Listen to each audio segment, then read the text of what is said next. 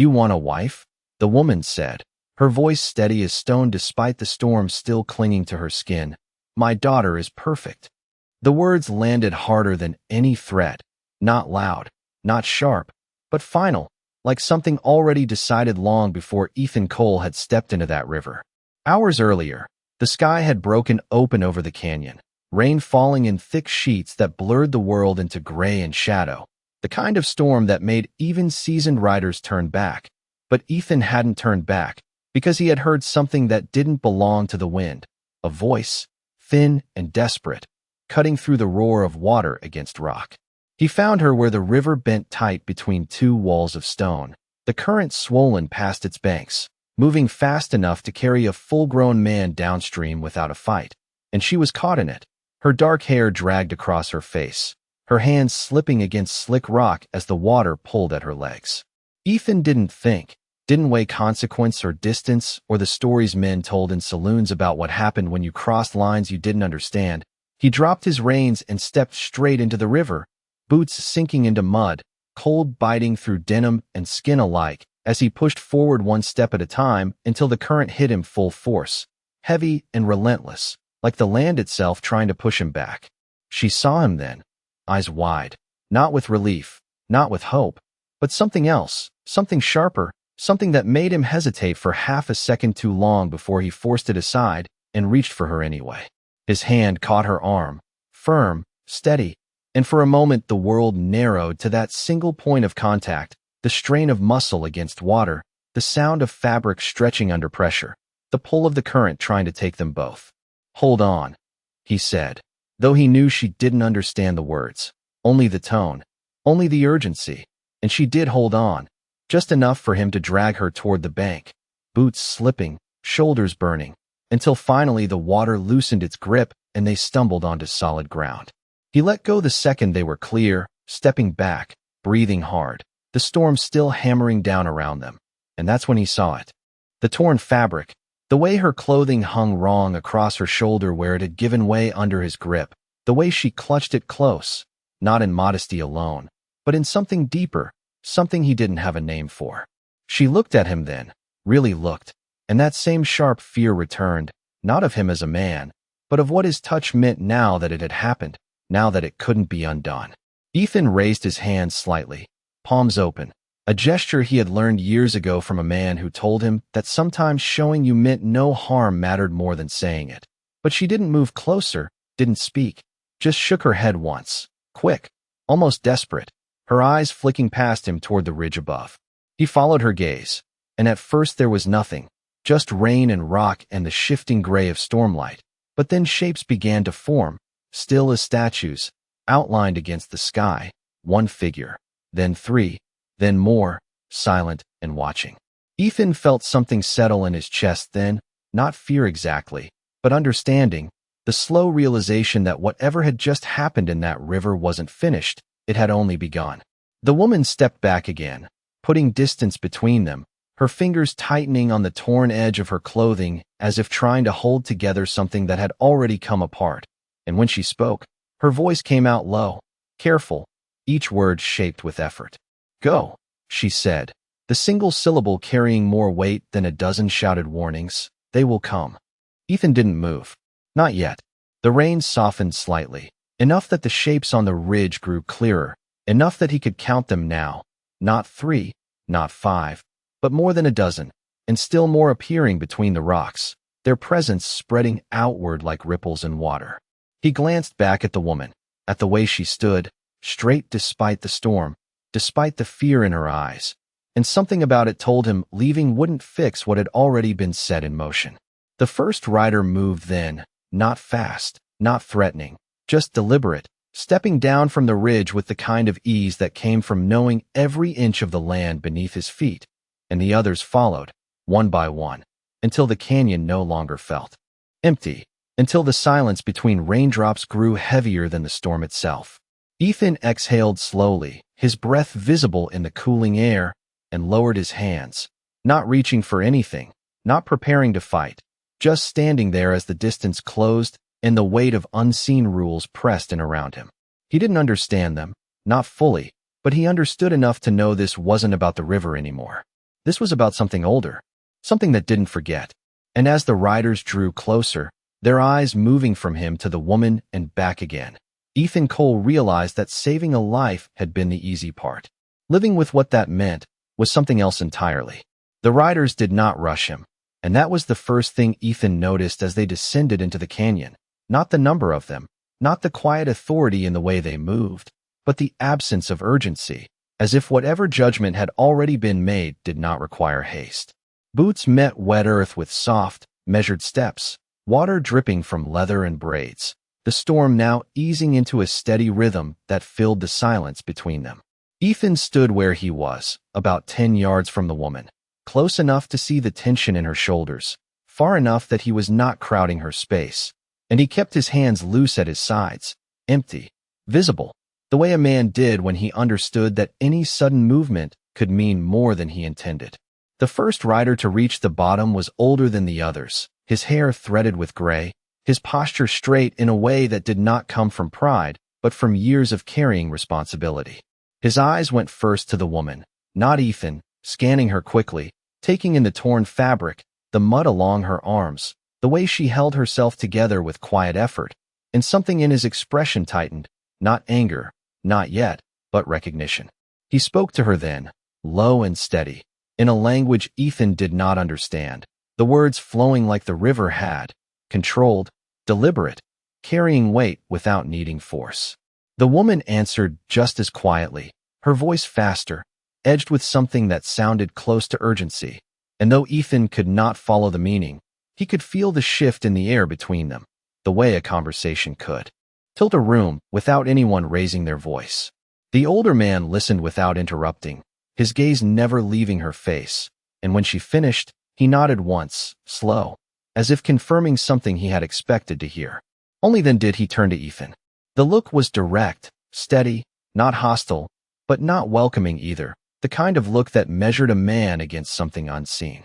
Ethan held it without flinching, not out of defiance, but because looking away would have felt like admitting to something he did not understand. Rain slid off the brim of his hat, down the back of his coat, the cold settling deeper into his bones now that the rush of the river had passed, but he did not move.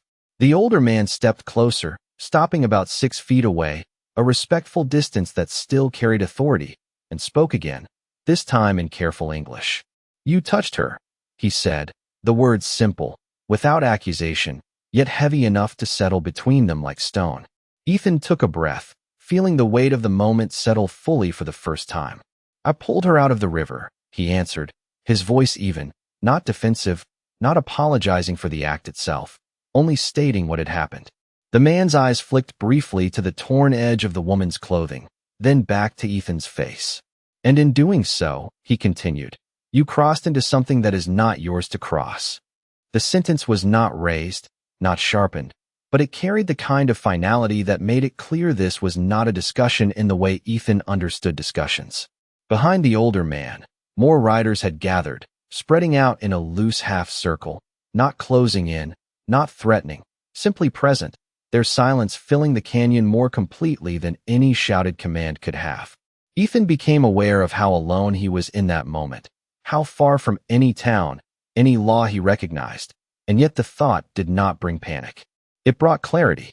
He glanced once at the woman, at Nayeli, and saw that she was watching the exchange with a stillness that looked like restraint, not fear, as if she were holding something back rather than waiting to be saved. That told him more than anything else. "I did what needed to be done," Ethan said after a moment, choosing his words carefully, not trying to challenge the man, but not stepping away from the truth either. She would have been carried downstream. The older man studied him, the silence stretching just long enough to feel intentional. Then he nodded again, once, as if acknowledging the fact without agreeing to its meaning. "We do not question that you acted," he said. "We question what your action has become." The phrase settled into Ethan's mind, turning over slowly, its meaning just out of reach but close enough to feel. A soft sound drew his attention then, the movement of someone stepping forward from behind the line of riders, and when Ethan looked, he saw a younger woman emerging, her posture straight, her gaze level, her presence quiet but impossible to ignore. She was not dressed like the others who had ridden down, her clothing cleaner, more deliberate, and there was something in the way the others shifted, almost imperceptibly, that marked her importance. She came to stand beside the older man, her eyes moving from Nayeli to Ethan, taking in both with a calm that felt measured rather than distant. For a moment, no one spoke. The rain softened further, the canyon holding its breath. Then the older man inclined his head slightly toward her, a gesture of respect, not command, and whatever this moment was, Ethan understood without being told that it had just changed shape. He did not know the rules. He did not know the language. But he knew this was no longer about explaining what had happened in the river. This was about something else entirely, something that would not be settled by words alone. And as the younger woman held his gaze, steady and unafraid, Ethan Cole felt the ground beneath him shift in a way the storm never could. The younger woman did not rush her words, and that alone shifted something in Ethan's chest, because in a place where silence carried weight, choosing when to speak mattered more than what was said. She stood beside the older man, rain sliding from her dark hair onto her shoulders, her eyes steady on Ethan as if she had been watching him long before he ever stepped into that river. For a few seconds, the only sound was the soft drip of water from leather and stone, the canyon holding its breath around them. And then she spoke, her English. Clear, unhurried, carrying the kind of calm that did not need to prove itself. "You did not mean harm," she said, not as a question, not seeking confirmation, but as a statement she had already decided was true. Ethan felt the words settle into him, not easing the tension, but shaping it into something more defined. "No," he answered, his voice low, steady. "I did not." She studied him for a moment longer, her gaze moving briefly to his hands, still empty at his sides, then back to his face, as if measuring something that had nothing to do with strength or skill. Behind her, the riders remained still, their presence quiet but undeniable, and Ethan became aware again of how many eyes were on him, how many judgments could be forming without a single word spoken aloud. The younger woman turned slightly then, her attention shifting to Nayeli, and the change in her posture was subtle but real, a softening that spoke of familiarity, of connection that ran deeper than what Ethan could see. She spoke to her in their language, slower this time, each word deliberate, and Nayeli answered in kind, her voice steadier than before, though the tension in her shoulders had not left. Ethan watched the exchange without understanding the words, but he understood enough of people to see that this was not accusation being passed between them. It was something closer to explanation, to truth being laid out piece by piece until it could be held without breaking. The younger woman nodded once, then faced Ethan again, the decision in her eyes now clearer, more settled. "In our way," she said, choosing her words with care, "touch is not always simple. It carries meaning. It carries responsibility."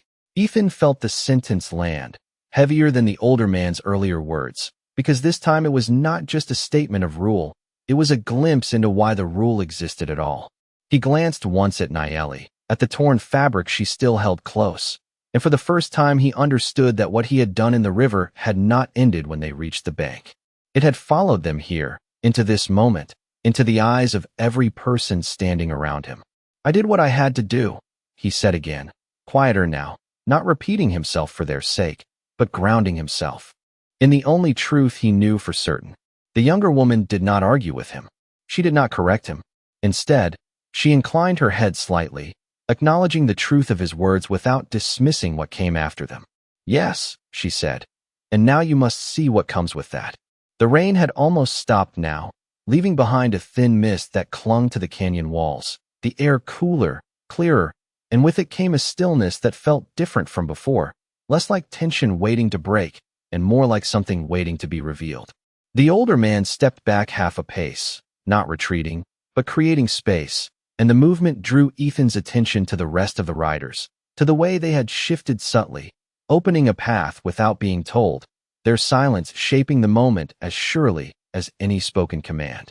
Ethan followed the line of that opening without meaning to, his gaze moving past the younger woman, past the older man, to where the riders now stood parted, and from that space another figure emerged, slower than the others, deliberate in a way that made the air seem to settle around her as she moved.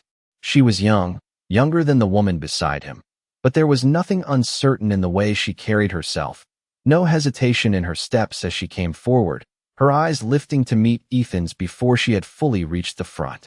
For a moment, the world narrowed again, not to the river, not to the storm, but to that single look, steady, unafraid, holding something that was not accusation and not gratitude, but something far more complicated. Ethan felt it before he understood it, the sense that this was the center of whatever had begun in that river, the point where meaning would finally take shape. She stopped a few feet away, close enough that he could see the details now, the faint lines of dust and rain along her sleeves, the way her hands rested at her sides, relaxed but ready, and the quiet strength in her posture that did not need to be displayed to be known. No one spoke. Not the older man, not the younger woman, not Nayeli. The canyon held that silence like a held breath, waiting. And then the young woman spoke, her voice calm, even, carrying across the space between them. Without strain. "My name is Ayana," she said. The introduction was simple, but it felt like the opening of something larger, something that had been moving toward this moment long before Ethan ever knew it existed. He inclined his head slightly, the gesture instinctive, respectful, without submission. "Ethan Cole," he replied. She nodded once, as if placing the name somewhere in her mind, and for a brief second, something softer touched her expression, not quite a smile, not quite approval, but recognition of something she had been looking for. Then it was gone, replaced by the same steady calm. She glanced once at Nayeli, then back to Ethan, and when she spoke again, her words carried a quiet weight that settled deeper than anything said before. "What happened in the river," she said, "does not end in the river." Ethan felt the truth of that settle fully now, no longer distant, no longer unclear. He did not answer right away. He did not try to explain again. He simply stood there, meeting her gaze, understanding at last that whatever came next would not be decided by what he had meant, but by what he chose to do now. The silence after her words did not break. It deepened, settling into the space between them like dust after a long ride, slow and unavoidable, and Ethan felt it in his chest, not as pressure, but as a question that had no simple answer. He shifted his weight slightly, boots pressing into damp earth, the smell of wet stone and leather rising around him. And for the first time since stepping into the river, he allowed himself to look fully at Ayana, not as part of the moment, but as the center of it. She did not look away. That was the first thing he noticed. Most people did, sooner or later, especially when they were trying to measure a stranger, but her gaze held steady, not challenging, not inviting, simply present, as if she had already decided that whatever she needed to see, she would see by staying still.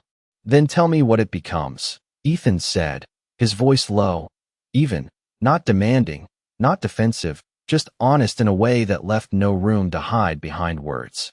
Ayana studied him for a breath longer, then another, and when she spoke, her voice carried the same calm weight as before, but now there was something else beneath it, something quieter, something closer to personal than ceremonial. "It becomes a choice," she said. The word lingered, simple, familiar, yet in that moment it felt heavier than anything else that had been spoken. Ethan let it settle, turning it over in his mind, and for a second, he almost missed the way the older man behind her shifted slightly, not stepping forward, not interrupting, but acknowledging the direction this moment had taken. "A choice," Ethan repeated, more to himself than to her, and Ayana nodded once, as if that alone was enough to move them forward. She took a small step closer then, closing the distance by less than a foot, but it changed the space between them completely, making the moment more immediate, more real. "You could have left her," she said, glancing briefly toward Nayeli before returning her gaze to Ethan. "Many would have. You did not." Ethan did not answer. There was nothing to add to that truth. She continued, her voice steady, each word placed carefully, not rushed, not softened. "In our way, when something is taken, it must be returned. When something is broken, it must be made whole again." Her eyes flicked once more to the torn fabric in Nayeli's hands, then back to Ethan, and the meaning was no longer distant, no longer something he had to reach for. It was right there, clear and unavoidable. "And how do you make that whole?" Ethan asked, though part of him already understood the shape of the answer before it was spoken. Ayana held his gaze, and for the first time, something like a faint smile touched the corner of her lips, not amusement, not warmth, but recognition of the moment for what it was. "You stand where you are," she said, "and you do not run from what you have stepped into." The words settled deeper than any threat could have, because there was no force behind them, no demand, only expectation, and that made them harder to refuse. Ethan exhaled slowly, the breath steady, controlled, and glanced once more at the circle of riders, at the way they watched without pressing in, without drawing closer, as if they were not there to make him choose, only to witness that he did. The rain had stopped completely now, leaving the canyon quiet, the clouds beginning to break. Just enough for a thin line of light to touch the ridge above, and in that light, everything felt sharper, more defined, like the world had decided it was time to be seen clearly. Ethan looked back at Ayanna. "And if I refuse?" he asked, not as a challenge, not as a test, but because he needed to know the truth of it, whatever that truth might be. The faint trace of a smile did not fade, but it did not grow either. She considered the question for a moment, not avoiding it, not dismissing it, and when she answered, her voice remained as calm as before. "Then you refuse," she said simply. No threat followed. No consequence was spoken aloud. And that, more than anything else, told Ethan that whatever this was, it was not about forcing him into something he did not choose. It was about whether he would stand in it willingly. He let the silence stretch again, not rushing to fill it, not trying to escape it. And in that space, he felt something shift inside him, something quieter than fear, steadier than doubt. He thought of the river, of the moment his hand had closed around Naeli's arm, of the way the current had tried to pull them both away, and how he had held on anyway, not because he understood what it would mean, but because it was the only thing he could do in that moment, and still be the man he believed himself to be. That had not changed. Not here. Not now. Ethan straightened slightly, not in defiance, not in pride, just in quiet acceptance of where he stood. "I did not come looking for this," he said, meeting Ayanna's eyes without hesitation. "But I am not walking away from it either." The words were simple, but they carried something solid beneath them, something that did not need to be proven. Ayanna watched him for a long second, and this time the faint smile reached her eyes, just enough to soften their edges without losing their strength. She inclined her head, a gesture that felt less like approval and more like acknowledgement.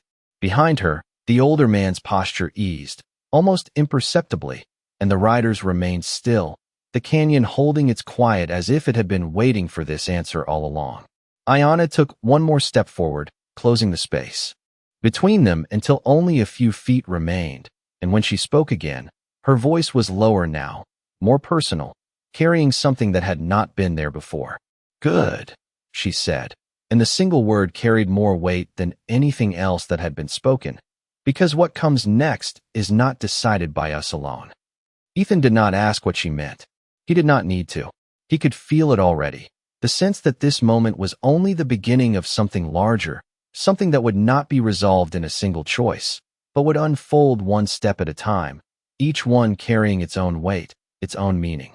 And as the first thin ray of sunlight broke fully across the canyon, touching the ground between them, Ethan Cole understood that the river had not just pulled him into cold water. It had pulled him into a life he had not planned, and walking away from it was no longer the question. No one moved right away after her words, and that stillness carried a different weight now, not uncertainty, not tension, but something closer to agreement that had not yet been spoken aloud. Ethan felt it in the way the riders held their ground without pressing forward, in the way the older man lowered his chin just slightly, as if acknowledging that whatever line had been crossed, it had not been crossed carelessly. Ayanna turned her head toward Naeli, and for a moment the two women simply looked at one another, something unspoken passing between them that did not need translation, something that felt older than the canyon itself.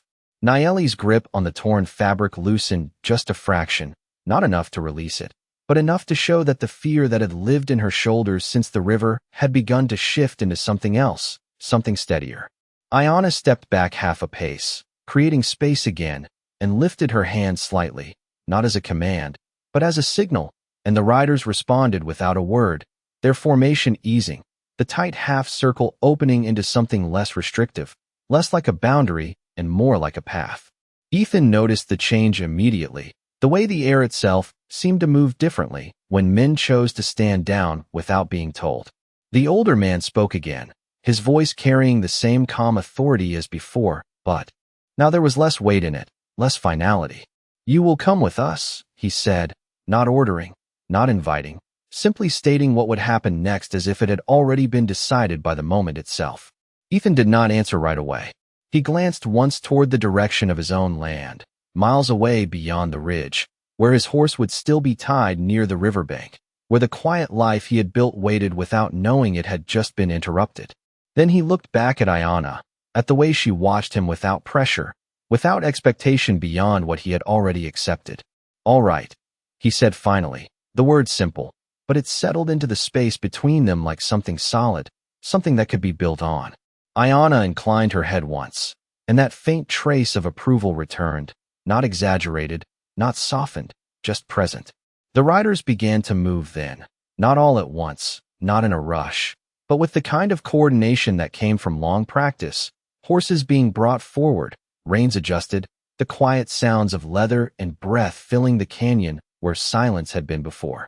One of the younger riders led a horse toward Ethan, a strong animal with a dark coat still damp from the rain, and held the reins out without a word. Ethan hesitated for just a second, not from doubt, but from awareness of what accepting that gesture meant, and then he reached out and took them, his hand steady, his movements unhurried. The rider gave a small nod and stepped back, leaving the horse with him as if it had always been his to take. Ethan swung into the saddle in one smooth motion, the familiar weight grounding him, the leather creaking softly beneath him, and for a moment, something almost like normalcy returned, the simple act of sitting a horse bridging the distance between two worlds that did not often meet on equal terms. Ayanna mounted her own horse nearby, her movements precise, effortless, and when she settled into the saddle, she did not look at him immediately. Instead, she glanced once toward Nayeli, who had been helped onto another horse by one of the riders, her posture still careful, but stronger now, more composed than before. Only when Nayeli was settled did Ayanna turn her attention back to Ethan. "It is not far," she said, her voice carrying easily across the few feet between them. "But it is not a place you have been." Ethan nodded once, understanding the meaning behind the words. Not distance, difference. The group began to move, the riders forming a loose line as they guided their horses out of the canyon, up along a narrow path that wound between rock and scrub, the ground still slick in places from the storm. Ethan fell into place beside Ayanna without being told, not too close, not too far, matching the pace she set, the two of them riding in a quiet that did not feel empty. For a while, neither of them spoke. The sound of hooves against wet earth filled the space between them, steady, rhythmic, and Ethan found himself watching the land as they climbed, the way the light shifted across the rocks as the clouds broke apart, the way the air felt cleaner after the rain, sharper somehow, as if everything had been stripped down to what it truly was. After a few minutes, Ayanna spoke again, her voice softer now, less formal, as if the distance from the canyon allowed for something more personal to surface. "Most men would have run," she said, not looking at him, her eyes on the path ahead, before the riders reached the ground. Ethan considered that, then gave a small, almost invisible shake of his head. "Maybe," he said, "but I would have known why I ran." Ayanna glanced at him then, just for a second, and there was something in her expression that looked like understanding, not agreement, not approval, but recognition of the kind that came when someone saw a piece of themselves in another. "And that would have stayed with you," she said. "Yes," Ethan answered simply. The path leveled out as they reached the ridge, the canyon falling away behind them, replaced by open land that stretched farther than Ethan could see, dotted with sparse trees and patches of grass still dark from the rain. In the distance, faint shapes began to appear, structures low against the land, smoke rising in thin lines that curled into the clearing sky. Ethan's gaze settled on them, and something in his chest tightened, not from fear, but from the realization that whatever came next would not be contained to a single conversation or a single choice. This was a place, a people, a way of life that he was about to step into without fully understanding the cost of it. Ayanna followed his gaze, then looked back at him, her expression steady, unreadable in the way that came from knowing more than she chose to say. This is where you will decide what your choice means, she said quietly. Ethan did not answer. He did not need to. The answer would not come from words. It would come from what he did when they reached that place, when the distance between his world and theirs disappeared entirely. And as the riders moved forward, carrying him with them across the ridge and into something new, Ethan Cole understood that the river had only been the beginning, and the real current had just begun to pull. The settlement did not rise to meet them with noise or movement, and that was the first thing Ethan noticed as they rode closer. Not the structures themselves, not the thin trails of smoke curling into the pale sky, but the quiet, the kind that did not come from emptiness, but from awareness. Figures moved in the distance, slow and deliberate, pausing as the riders approached, not gathering in alarm, not scattering in fear, simply watching, the same way the men on the ridge had watched him by the river, as if every arrival carried meaning that needed to be understood before it could be judged. Ethan felt that weight settle on him again, heavier now that there was no storm to soften it, no river to drown it out, just open land and clear light and eyes that did not miss anything. The horses slowed as they reached the edge of the settlement, hooves pressing into dry ground that still held traces of the rain, and one by one, the riders came to a stop, not in formation, not in a line, but in a loose gathering that left space between each man, as if space itself was part of the order here. Ethan followed their lead, easing his horse to a halt beside Ayanna, his hands steady on the reins, his gaze moving over the place he had been brought to without invitation and without resistance. The structures were simple, low to the ground, built from what the land offered, nothing wasted, nothing excessive, and there was a sense of balance in the way. They stood, as if they belonged there rather than being placed there. Ayanna dismounted first, her boots touching the ground with a soft, controlled motion, and she did not look back to see if Ethan followed. She did not need to. He swung down from the saddle a moment later, the familiar motion grounding him again, though nothing about where he stood felt familiar. One of the riders stepped forward to take the horses, including his, and Ethan let the reins go without hesitation, understanding that holding on to them would not change anything about where he was now. The man gave a small nod, not as a servant, not as someone beneath him, but as someone acknowledging that a step had been taken, and led the animals away. Ayanna began to walk, not toward any single structure, but toward the center of the settlement where the ground opened slightly, a space that felt less like a destination and more like a place where things happened. Ethan fell into step beside her, matching her pace without thinking, the two of them moving through the quiet as people watched, some openly, some from the edges of doorways, their expressions unreadable but not cold, not hostile, simply attentive in a way that made it clear this was not a place where strangers passed unnoticed. After a few steps, Ayanna spoke, her voice low enough that it did not carry beyond him, yet clear in the still air. "They will not speak to you yet," she said, her eyes forward. "Not until they understand why you are here." Ethan nodded once, accepting that without question, because he could already feel it, the way the settlement held its judgment in reserve, not rushing to decide, not quick to label. "And who decides that?" he asked quietly. Ayanna did not answer right away. She let a few more steps pass, the sound of their boots against the ground steady, measured, and then she said, "Not one person. Not all at once." The answer was simple, but it carried the same layered meaning as everything else she had said, and Ethan let it settle without pressing further. They reached the open space at the center, and Ayanna stopped, turning to face him fully for the first time since they had left the canyon. Up close, without the distance of the ride or the distraction of movement, Ethan could see the details more clearly, the steadiness in her eyes, the quiet strength in the way she held herself, and something else now, something more searching, as if she was not just watching him, but waiting to see what he would do when there was nothing left to react to. "This is where you stand," she said, the words echoing what she had told him before, but here they felt different, heavier, because now there was no distance between statement and reality. Ethan looked around once, taking in the space, the people at its edges, the stillness that had settled again now that they had stopped moving, and then he looked back at her. "And what am I standing for?" he asked. Ayanna held his gaze, and for a moment, there was no answer, only the quiet between them, and then she stepped aside, just enough to open the space in front of him, not pushing him forward, not pulling him in, simply making it clear that whatever came next would come from him. Ethan felt the weight of that more than anything else that had happened so far. Not the riders, not the rules he did not fully understand, but the absence of direction, the way he was being given the space to choose without being told how. He took a slow breath, the air cool in his lungs, and stepped forward into the center of the open ground. The movement was small, a single step, but it changed everything, because it was his, not guided, not expected, simply chosen. The eyes around him did not move, did not shift, but he could feel the attention sharpen, the quiet tightening just slightly, as if the settlement itself leaned in to see what kind of man had been brought into its center. Ethan let the silence hold for a moment, not rushing to fill it, not trying to prove anything with words that would not carry the weight they needed to. And then he spoke, his voice steady, low, carrying just far enough to be heard without forcing itself into the space. "I came here because I did not leave," he said. It was not an explanation. It was not a defense. It was the truth, plain and unadorned, and he let it stand on its own. For a moment, nothing changed.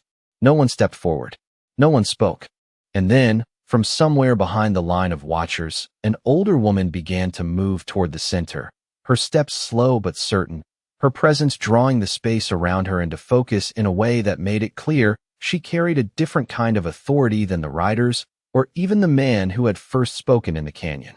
Ethan watched her approach, understanding without being told that this was the next part of what he had stepped into, the part that would not be shaped by the river or the ride or even Ayana's words, but by something deeper, something that would ask more of him than simply standing his ground.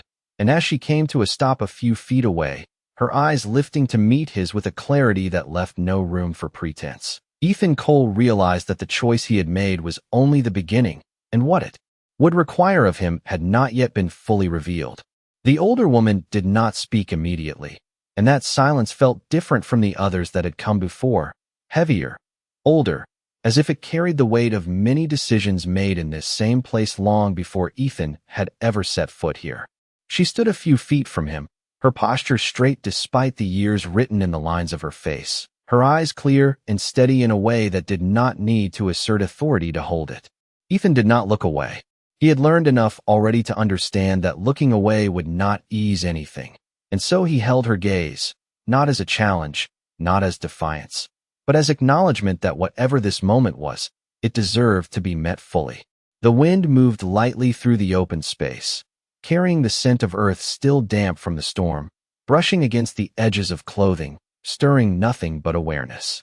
When the woman finally spoke, her voice was low, worn by time but not weakened by it, each word placed with care, as if it had been considered long before it was spoken. "You stand where you do not belong," she said, not as an accusation, not with sharpness, but as a simple truth that did not need force behind it. Ethan let the words settle, felt their weight without resisting them, and then nodded once. "I do," he answered. The admission did not weaken him. If anything, it steadied him further, because it left no room for pretense. The woman studied him for a moment longer, her gaze searching, not for weakness, not for fault, but for something deeper, something that could not be hidden by posture or words. "And yet," she continued, "you did not turn away when you could have." Ethan said nothing. The truth of that had already been spoken, and repeating it would not add anything to what was already understood. Around them, the watchers remained still, the quiet of the settlement holding, not pressing in, not withdrawing, simply present in a way that made every small movement feel significant. The woman took a slow step closer, closing the distance just enough that Ethan could see the details more clearly now, the fine lines around her eyes, the steadiness in them that came not from certainty, but from experience. "Do you know why you were brought here?" she asked. The question was direct, but there was no demand in it, only an opening. Ethan considered it for a moment, not searching for the right answer, but for an honest one. "Because I stayed," he said finally. The woman's expression did not change, but something in her gaze sharpened slightly, as if she was listening not just to the words, but to what lay beneath them. "That is part of it," she said, "but not all." She turned her head slightly then, her attention shifting toward Nayeli, who stood at the edge of the open space, still holding the torn fabric. Though her grip had loosened more now, her posture no longer rigid with fear, but still marked by the weight of what had happened. What was touched, the older woman continued, was not only her life. The words settled into the space with a different kind of weight, one that reached beyond the immediate moment, beyond the river, into something Ethan could feel but not fully see. He followed her gaze to Nayeli, and for the first time, he understood that what he had stepped into was not about a single act, not even about two people, but about something that connected them to everyone standing there, something shared, something that could not be separated from the whole. "Then tell me what it is," Ethan said, his voice quiet, not demanding, but open in a way that left no space for misunderstanding. The older woman looked back at him, and for a brief moment, there was something almost like approval in her eyes, not for what he had done, but for the way he chose to stand in it now. "It is trust," she said simply. The word landed softly, but it carried more weight than anything else that had been spoken. Ethan felt it settle, felt the truth of it in a way that did not need explanation. Trust was not given lightly. It was not repaired quickly, and it was not his to claim. The woman let the silence stretch again, allowing the meaning to take hold before she continued. "You took a step into our world without knowing it," she said, "and now you stand where that step leads." Ethan drew a slow breath, the air steady in his lungs, and nodded once. "I understand that much," he said. The woman tilted her head slightly, considering him, and then asked, "Do you understand what it asks of you?" The question hung there, heavier than the others, because this time there was no clear answer waiting, no simple truth to reach for. Ethan did not respond right away. He let the silence hold, let the weight of the question settle fully before he spoke. "No," he said finally, his voice steady despite the uncertainty in the word, "but I am here to find out." The honesty of it did not waver. It did not try to cover what he did not know. And in that, there was something solid. The older woman watched him for a long moment, and then, slowly, she nodded. Not agreement, not acceptance, but acknowledgement that he had not stepped back from what was being asked of him. She stepped aside then, just as Ayana had before, opening the space again, not directing him, not guiding him, simply allowing the next part of this to unfold. Ethan felt the shift immediately, the way the moment moved from question to something else, something that would require more than words to carry it forward. He did not move yet. He did not speak. He simply stood there, feeling the weight of every eye, every expectation, every unspoken rule that lived in this place. And for the first time since the river, he understood that this was not about proving himself, not about earning something or defending something. It was about whether he would remain the man he had been in that moment in the water, when there had been no witnesses, no judgment, no consequence beyond the choice itself. And as the silence held, stretching just long enough to make that understanding settle deep, Ethan Cole realized that whatever came next would not be decided by what they believed about him. It would be decided by what he chose to do when no one told him what to do at all. The silence did not break, but it shifted, becoming something that moved instead of something that held still, like air before a storm that no longer threatened but promised change, and Ethan felt it in the way the people at the edges of the space began to breathe again, not loudly, not enough to disturb the quiet, but enough to remind him that this place was alive, watching, waiting for what came next. He stood where he had stepped, not adjusting his stance, not looking for direction, because there was none offered, and that absence was now the clearest instruction he had been given. The older woman had stepped aside. Ayana stood a few feet away, no longer speaking. Nayeli remained at the edge, her fingers still holding the torn fabric, though now it rested lower, no longer pressed tight against her chest, as if the weight of it had begun to ease. Ethan looked at her then, not as the center of what had happened, but as the reason it had mattered at all. She met his gaze for a moment, and there was no fear in it now, only something quieter, something that felt like uncertainty giving way to something else, something not yet named. Ethan took a slow breath, the air steady, and then he did the only thing that felt true to the man he had been before any of this began. He walked, not forward into the center, not toward the older woman, but toward Nayeli. The movement was simple, unhurried, each step placed without hesitation, and yet the entire space seemed to notice it, the quiet tightening slightly as he crossed the distance, not because they expected something, but because they were watching to see if he would remain the same man now that he was being seen. He stopped a few feet from her, leaving space between them, enough to show that he understood something of what he had crossed, even if he did not understand all of it. For a moment, neither of them spoke. The wind moved lightly through the settlement, carrying the faint scent of smoke and damp earth, brushing against the edges of clothing, stirring nothing but awareness. Ethan's eyes moved to the torn edge of her clothing, then back to her face, and when he spoke, his voice was low, steady, not reaching beyond her, not meant for anyone else. "I cannot undo what happened," he said. The words were simple, but they held no attempt at excuse, no effort to soften what had been done. Nayeli watched him, her expression still, her eyes searching his face as if looking for something that could not be hidden by words alone. Ethan held that gaze, not pushing, not retreating, and after a moment, he continued, "But I can choose what I do with it now." The sentence settled between them, quiet, but carrying more weight than anything he had said before, because this time, it was not about what had happened. It was about what would follow.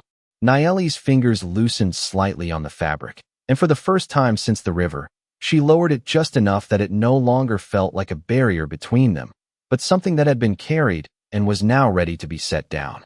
She spoke then, her English careful but clearer than before, her voice steady, though still touched by the edge of what had been.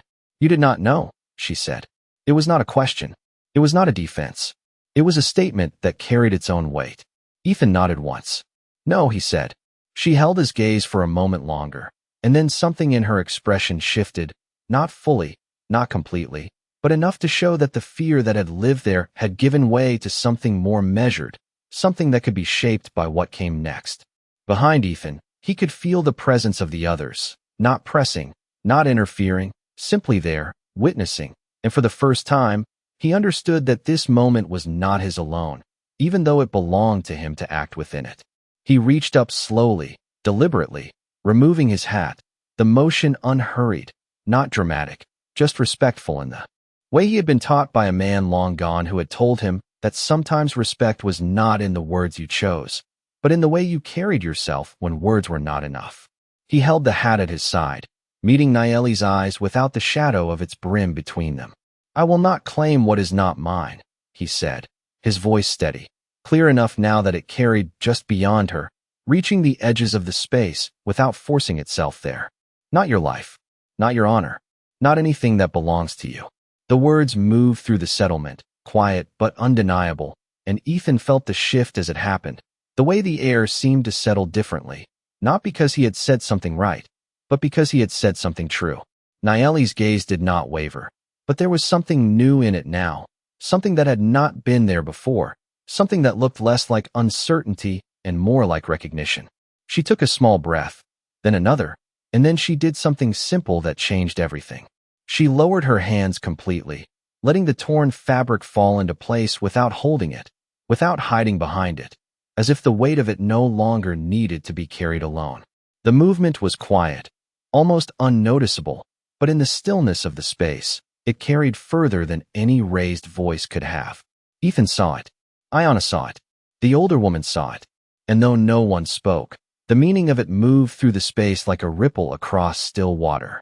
Ethan replaced his hat slowly, not breaking the moment, just returning to himself in a way that felt grounded, and stepped back half a pace, not retreating, but giving the space back to her, to them, to whatever this would become next. He did not look around. He did not seek approval. He simply stood where he had chosen to stand, and let the silence hold. And in that silence, something shifted, not loudly, not dramatically, but enough that the weight of judgment that had followed him from the river began to loosen, not gone, not erased, but changed into something else, something that no longer asked what he had done, but what he would continue to do from here on out.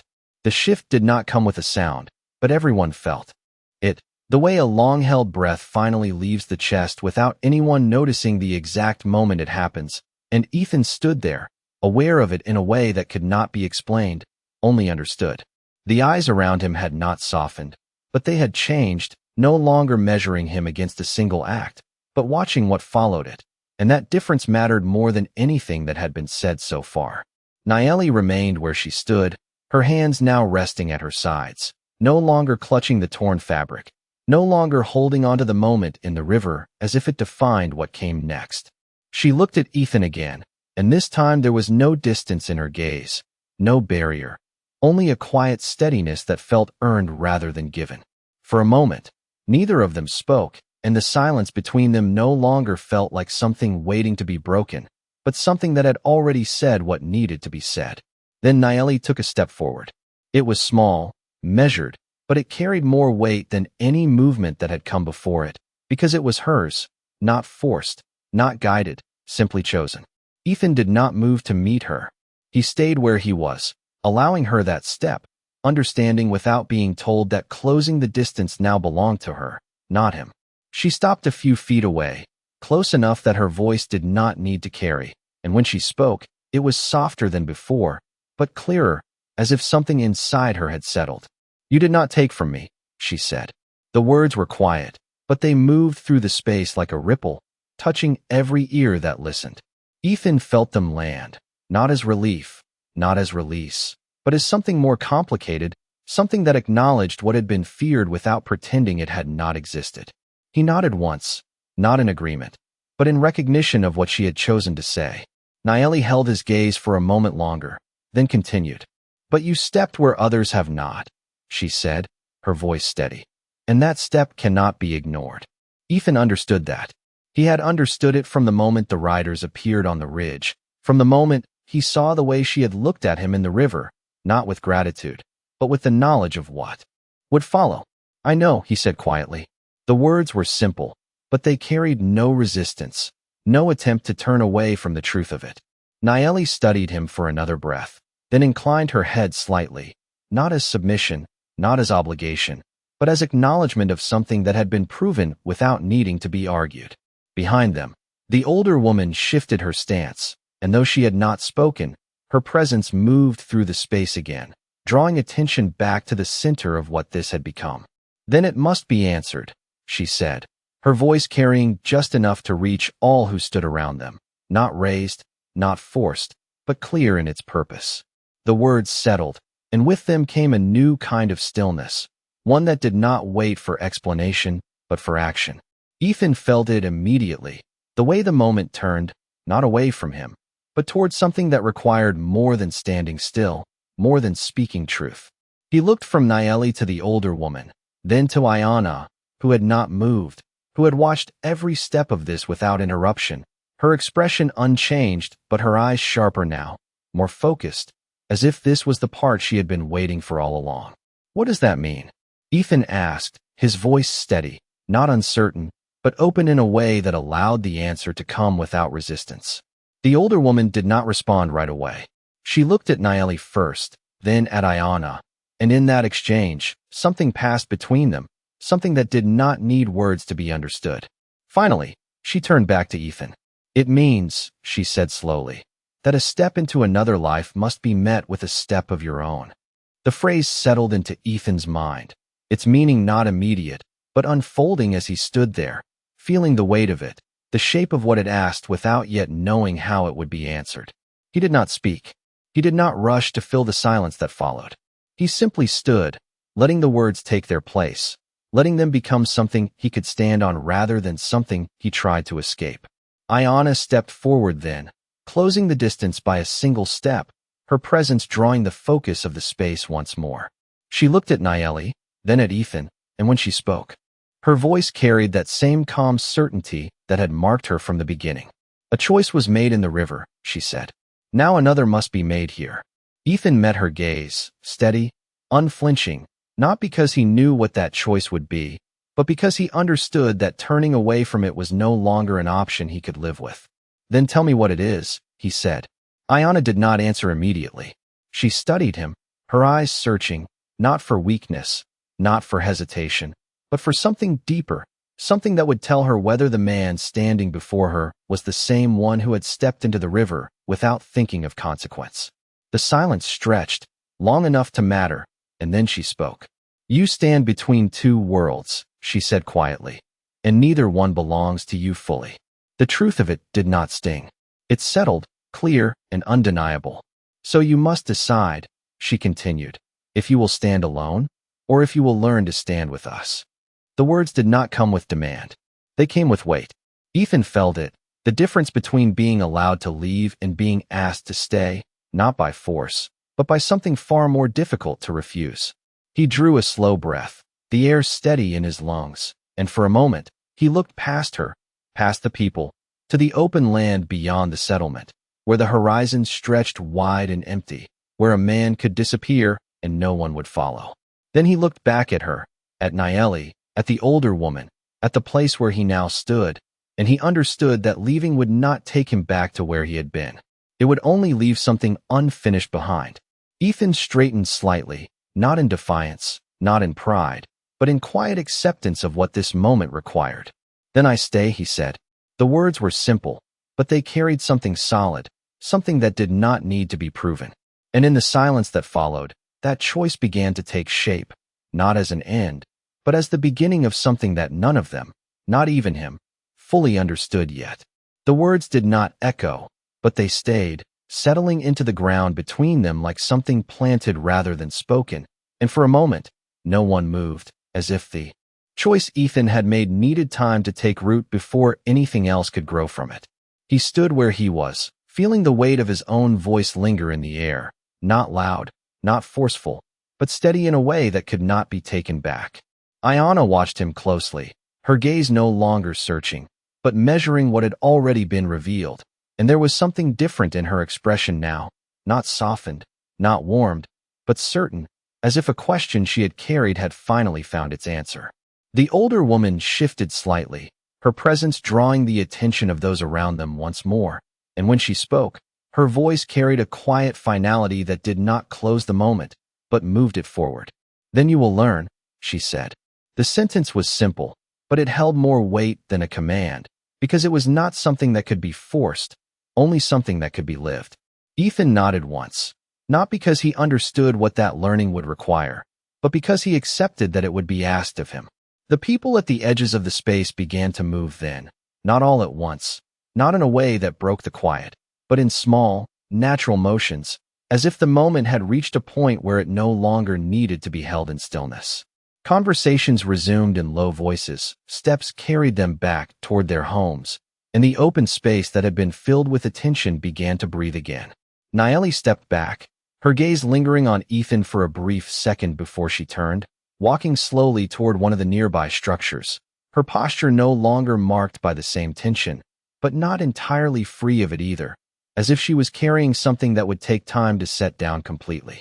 Ethan watched her go, not with regret, not with relief, but with an understanding that whatever had passed between them was not finished, only changed.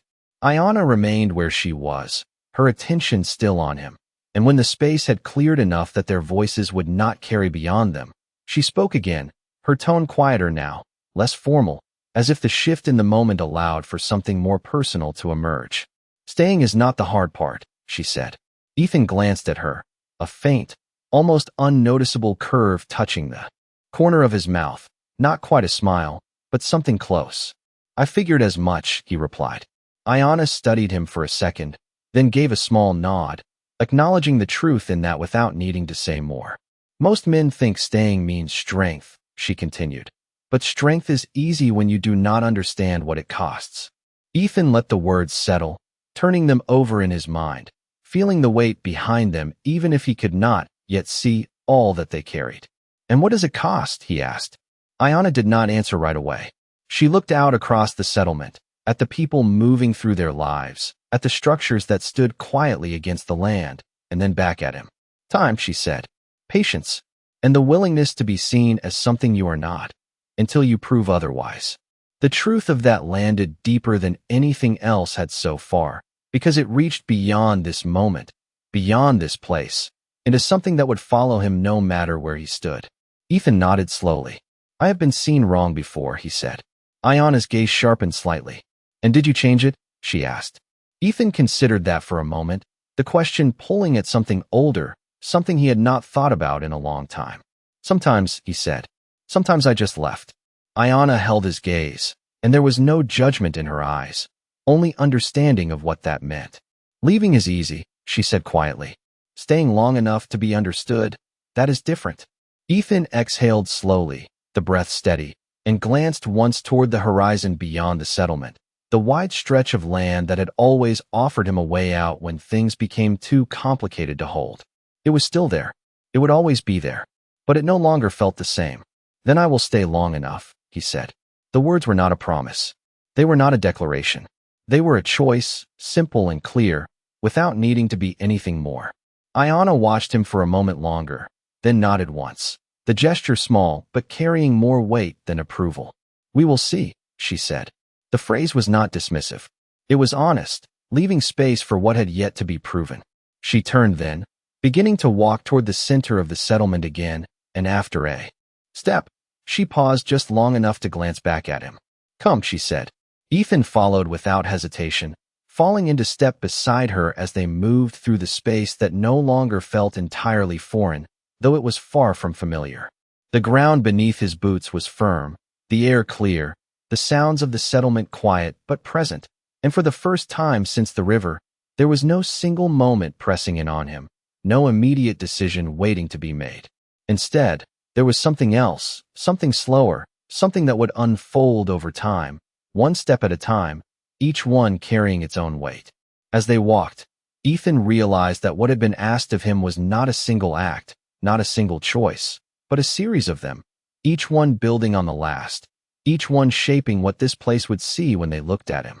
And as Ayanna led him forward, not guiding, not directing, but simply moving with a quiet certainty that he chose to follow, Ethan Cole understood that the river had taken him out of his life in a single moment, but what lay ahead would not return him to it just as quickly, because this was not something that could be crossed in one step. It would have to be walked, slowly, patiently, until the man he believed himself to be matched the man they would come to know. The path through the settlement narrowed as they moved deeper, not by walls or fences, but by presence, by the quiet rhythm of lives unfolding around them, and Ethan felt it in the way his steps slowed without being told, matching something he did not yet understand but already respected. Ayanna did not look back to see if he followed, but her pace adjusted slightly, just enough that he remained beside her without effort, and that small, almost unnoticeable shift told him more than words could have. They passed a group of children sitting near a low fire, their voices soft, their eyes lifting as the two of them walked by, not fearful, not curious in the way strangers often were, but attentive, as if they were watching a story they did not yet understand. One of them, no older than 8, held a small carved piece of wood, turning it slowly in his hands, and for a brief second, his gaze met Ethan's, steady, unafraid, before returning to the object, as if the moment had been noted and set aside. Ethan kept walking, but something in that look stayed with him, something simple and clear that did not carry judgment, only observation. They moved past the center, toward a quieter part of the settlement where the structures stood a little farther apart, the space between them filled with the sound of wind moving through low grass and the occasional creak of wood settling after the rain. Ayanna slowed, then stopped near a small structure set slightly apart from the others, its door open, its interior shadowed but not closed off, and she turned to face him fully again. "You will stay here," she said. The words were not framed as a question, but they did not carry the weight of command either, only the sense that this was where the next step began. Ethan looked at the structure, then back at her, and nodded once. "All right," he said. Ayanna studied him for a moment, her gaze steady, then inclined her head slightly, acknowledging the acceptance without comment. "It is not yours," she added quietly, "but it will be where you learn." Ethan let that settle, understanding the difference between having a place and being given space. "That is enough," he replied. Ayanna's expression did not change, but there was something in her eyes that shifted, not approval, not warmth, but recognition of the way he chose to meet what was given without asking for more. She stepped back then, creating distance again, not withdrawing, but leaving the space open for him to take or leave as he chose. "Rest," she said. "Watch. Listen." The 3 words were simple, but they carried more instruction than anything else she had said, because they did not tell him what to do, only how to be. Ethan nodded once more. "I can do that," he said. Ayanna held his gaze for a brief second longer, then turned and began to walk away, her steps steady, unhurried, her presence fading into the movement of the settlement without drawing attention to itself. Ethan watched her go for a moment, then turned back to the structure. He stepped inside slowly, not out of caution, but out of respect for a space that was not his boots quiet against the packed earth floor. The interior was simple, as everything else had been: a low bed made from layered blankets, a small wooden table, a clay water jug resting near the wall, and a narrow opening that let in just enough light to see without fully revealing what lay inside. There was no excess, no decoration, nothing that did not serve a purpose, and in that simplicity, there was a kind of clarity that Ethan had not felt in a long time. He set his hat down on the table, running a hand through his hair, the motion slow, grounding, and for the first time since the river, he allowed himself to sit, the weight of the past hours settling into his body now that there was space for it to be felt. Outside, the sounds of the settlement continued: low voices, footsteps, the occasional movement of animals, all blending into a rhythm that did not demand attention but invited awareness. Ethan leaned forward slightly, resting his forearms on his knees, and listened, not for words he could understand, but for the tone, the pace, the way life moved here without needing to announce itself. He stayed like that for a while, the time passing without measure, until the light shifting at the opening told him the sun had begun its slow descent. When he finally stood, it was not because he had decided anything, but because something in him had settled enough to move again. He stepped back outside, the air cooler now, the sky stretched wide above the settlement, streaked with the soft colors of late afternoon, and for a moment, he simply stood there, taking it in, not as a stranger passing through, but as someone who had chosen to remain. A figure moved at the edge of his vision, and when he turned, he saw Ayana again, standing a short distance away, not approaching, not calling out, simply there, as if she had been watching without making it known. Ethan met her gaze, and for a moment, neither of them spoke. Then she stepped closer, her movements quiet, deliberate, stopping a few feet from him. "You stayed," she said, her voice carrying that same calm certainty as before, but now there was something else in it, something that sounded almost like acknowledgement rather than expectation. Ethan gave a small nod. "I said I would," he replied. Ayana studied him for a moment. Longer, then glanced past him into the structure, taking in the space without stepping inside. "Most men would have left by now," she said. Ethan followed her gaze briefly, then looked back at her. "Most men were not there," he said. The answer was simple, but it carried something steady beneath it, something that did not need to be proven. Ayana's eyes held his, and for a brief second, something softer touched them, not enough to change her expression, but enough to be seen if one was looking closely. "Then tomorrow," she said quietly, "we begin."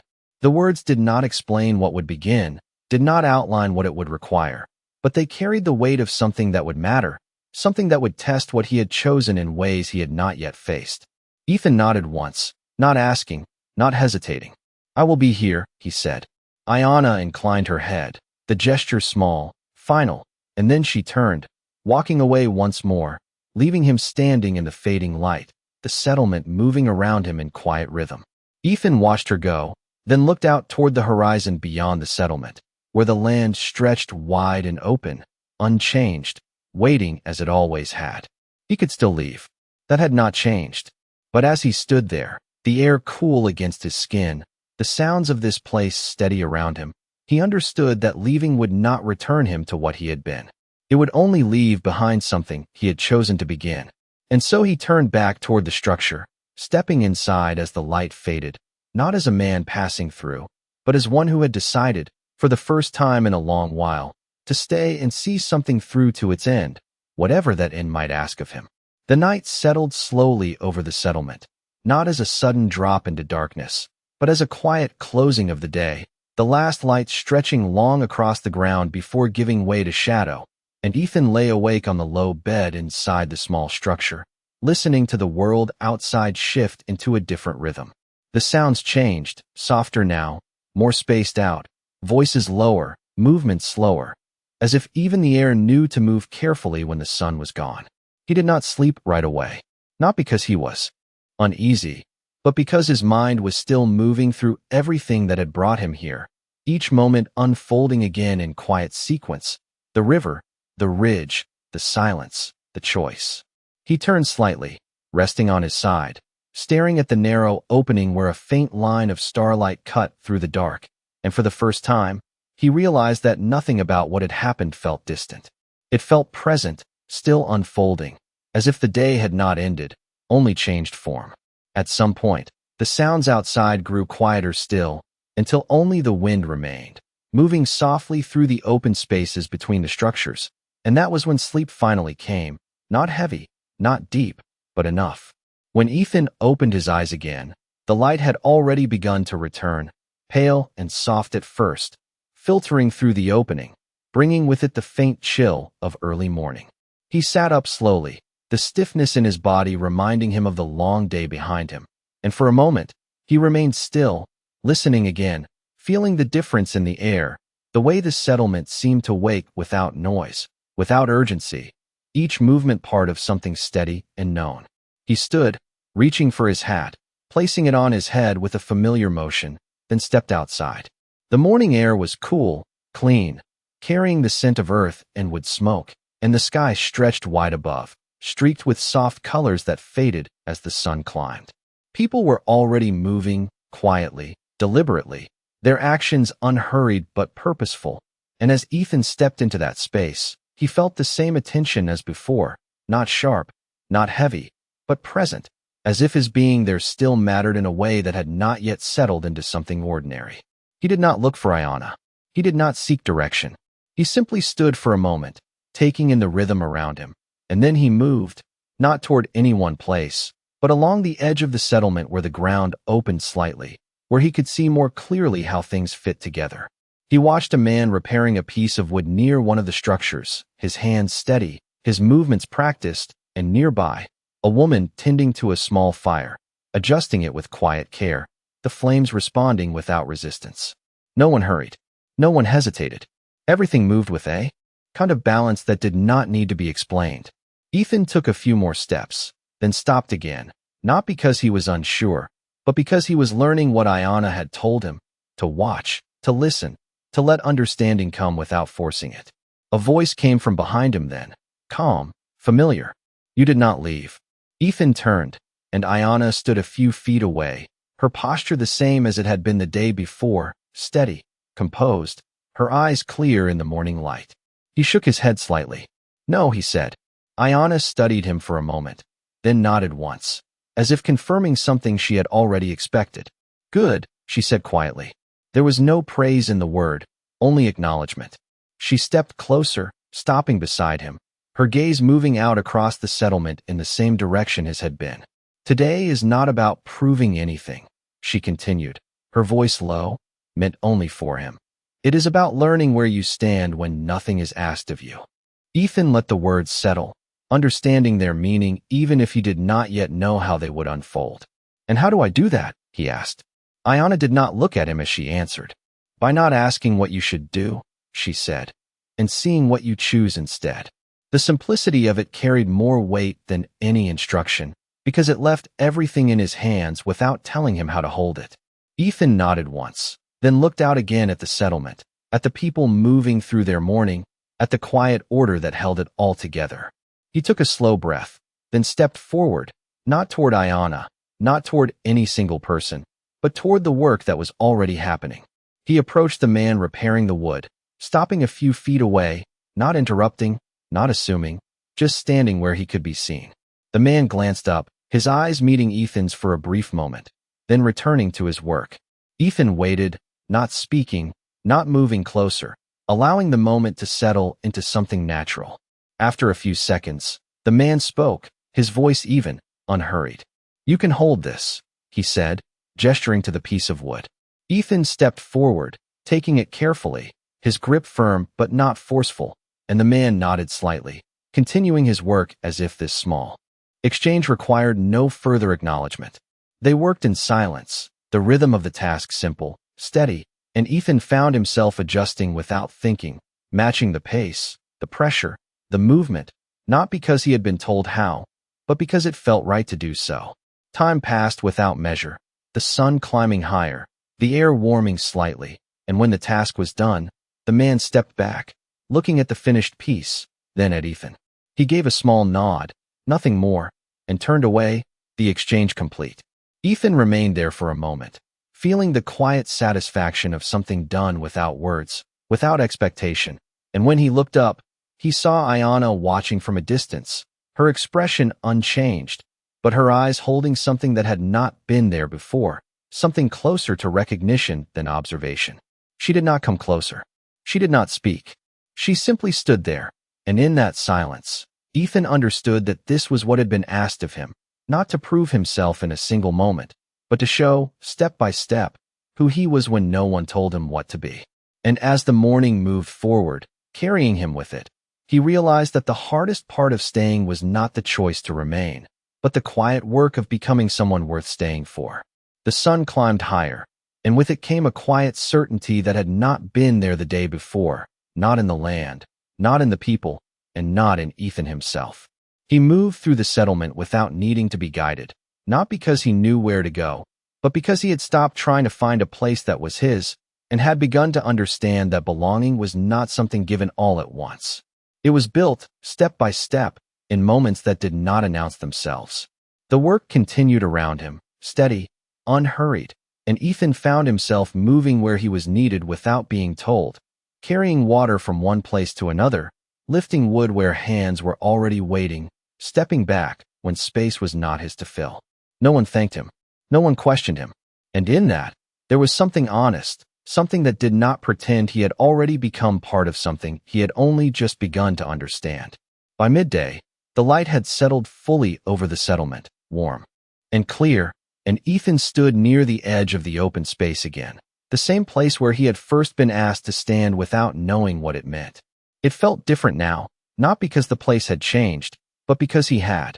He looked out across the land, the horizon wide and endless, the same as it had always been, the same as it would always be, and for the first time, he did not feel the pull to ride toward it. Behind him, footsteps approached, light but deliberate, and he did not need to turn to know who it was. Ayanna came to stand beside him, her presence quiet, her gaze following his out toward the distance. For a moment, neither of them spoke. The silence between them no longer carried weight. It carried understanding. "You did not try to be more than you are," she said after a while, her voice calm, steady. Ethan glanced at her briefly, then back at the horizon. "I would not know how," he answered. Ayanna nodded slightly, as if that was the answer she had expected. "Most men would try," she said.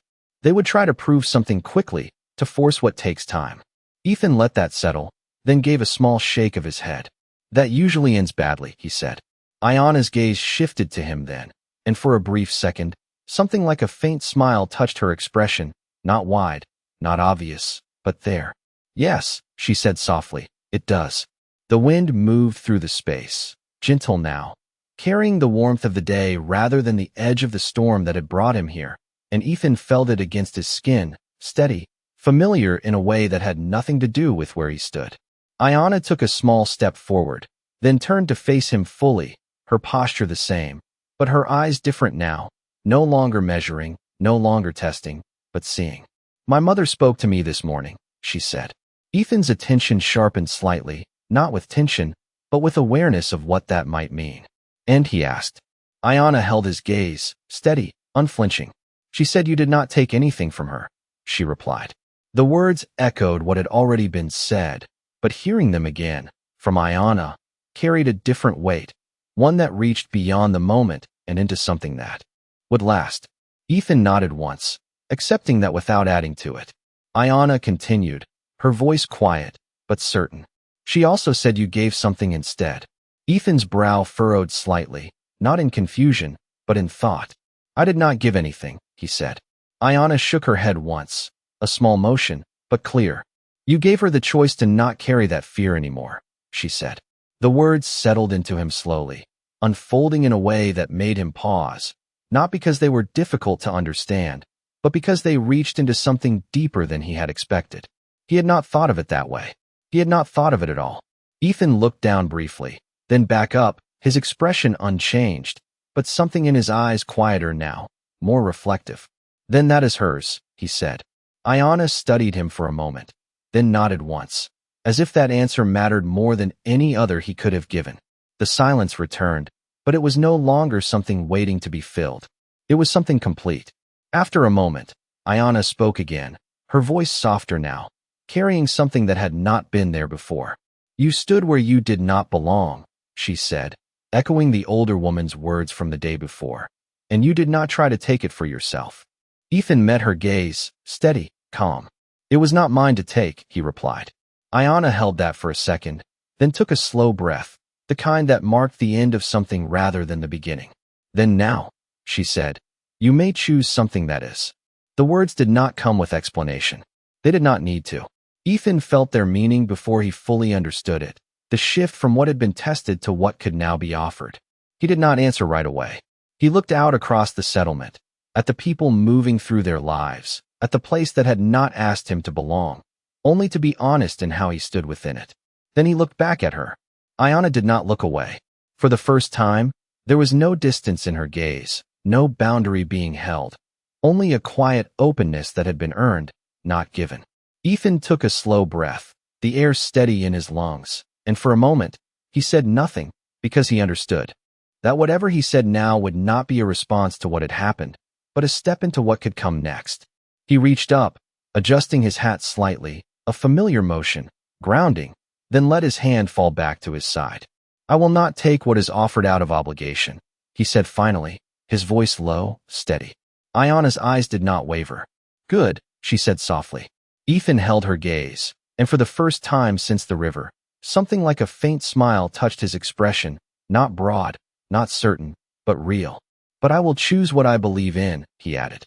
The words settled between them, simple, clear, carrying the weight of everything that had come before without needing to name it.